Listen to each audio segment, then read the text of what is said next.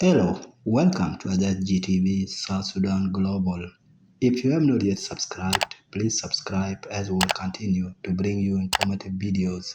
Pope Francis Catholic Church, Justin Welby Anglican, and retired Reverend Dr. Ian Greenshields, moderator of the General Assembly of the Church of Scotland, made a 3-day visit, dubbed Pilgrimage of Peace to South Sudan. The churches the religious leaders represent have a large following in South Sudan, courtesy of missionaries who preached the gospel to South Sudanese in the 1800s. Pope Francis, Justin Welby, and retired Reverend Dr. Ian visited South Sudan so that they could pray for long-lasting peace and to rally the political class behind the peace initiative. However, from the look of things, the genuine visit by the religious leaders may not bring permanent peace to South Sudan because of 5 reasons. Here are they. Number 1, rebel holdouts. The government of South Sudan made a political mistake by not inviting the rebel holdouts such as Gerald Malonga, Thomas Cirillo, and Simon Gedwedwal, among others.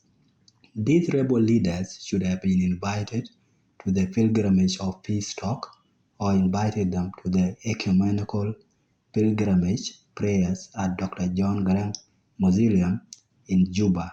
Even though they had turned it down, you never know, it could have cooled up their temperatures. Number 2, lack of political reforms. The religious leaders have done their part, but until political reforms, including completion of the vibrant constitution, are achieved, everything else will just be a quicksand. Political reforms means entrenchment of good governance, accountability, and transparency. Currently, our leaders are not accountable to the people they lead. Initiating political reforms will complement the great work by the religious leaders. Number 3, deep-seated tribal animosity. The public was united during the visit of the 3 religious leaders.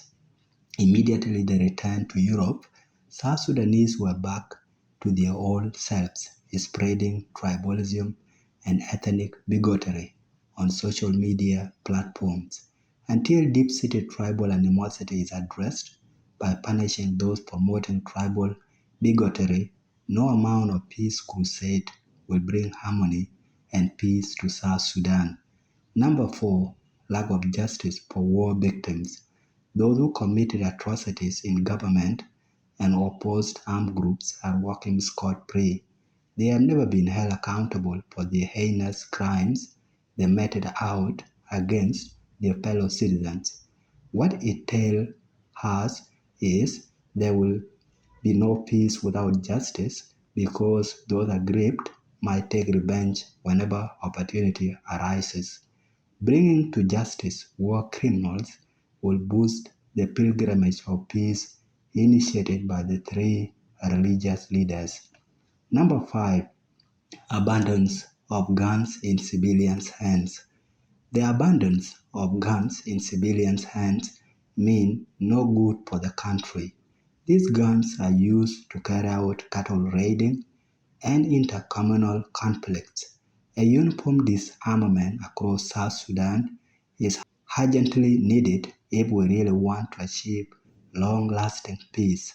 Until disarmament is done, South Sudan will always be on the precipice of chaos.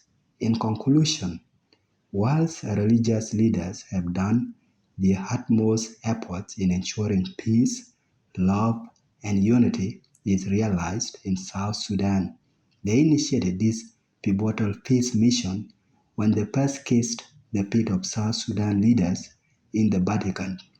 However, there had not been much political goodwill on the side of the peace partners in South Sudan. Who knows, this time around, things will change for the better. What do you think? Let us know your thoughts in the comment section below. Please don't forget to subscribe to SSGTV South Sudan Global.